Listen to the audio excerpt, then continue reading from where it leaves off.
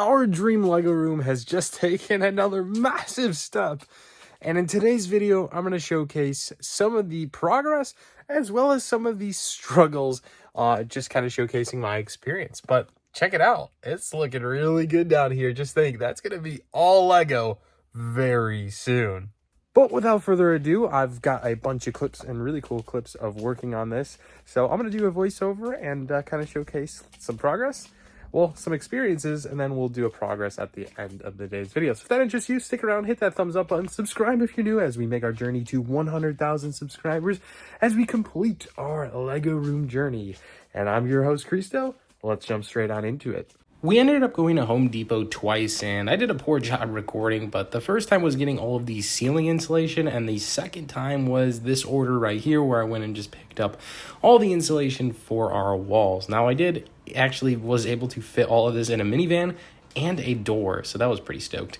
But anyways, this is us moving in the ceiling insulation, all of that there. That stuff is quite expensive, but the reason I used it is because it is rated for soundproof, and I guess it is fire resistant, but I was more drawn into the soundproofing. That way we don't hear anything upstairs. This stuff was a challenge to work with in a couple ways. It was really easy to install. All you do is just kind of like place it in between your joists in the ceiling. So that was super easy. You could see here my uncle putting it up, myself putting it up, and I'm obviously wearing a face mask and actually glasses at times. But my gosh, this cellulose stuff just would fly off as soon as you move it. And it became an absolute mess. It was caked on my face. You can kind of see there between sweat and on my shirt, but it was just caked on your face. I highly recommend glasses and gloves and masks, the whole kind of spiel.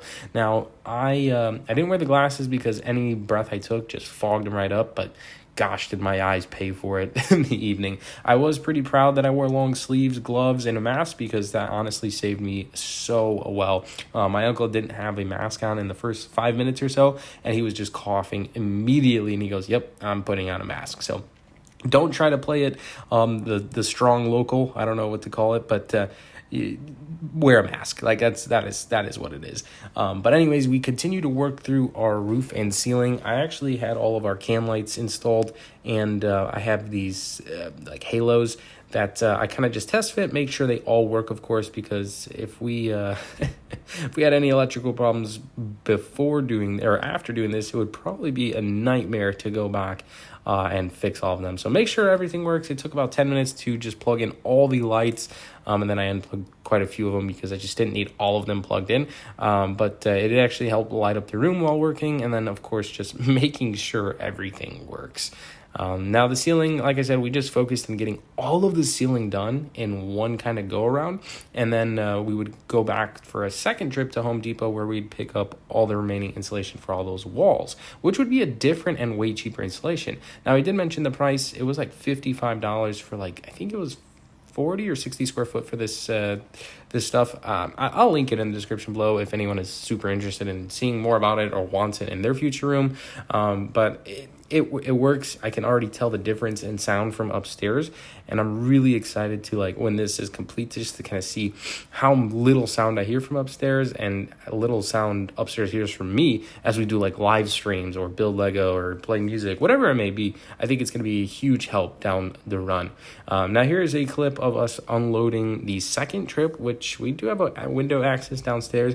The insulation that we got is just that R13 it's thrown in rolls, and I went ahead and my uncle was tossing them down from the car, and all I would do is just bring them all inside. So it was pretty easy. This is how we've done a lot of things to get down the stairs. If you guys have access to something like this, I recommend it rather than going up and down staircases.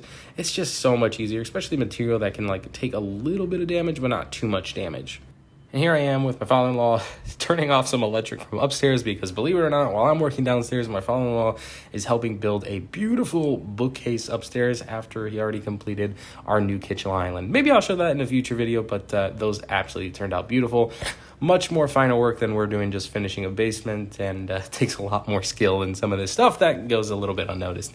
But now that we can finally got all our insulation down the stairs, we can start running this, and stapling it to our walls. Now, one thing to note is I would always double check, make sure all your walls are kind of good for drywall, and make sure there's not missing any pieces that is just going to be detrimental to having your drywall. And of course, all your electric is ran, because going back would be an absolute nightmare.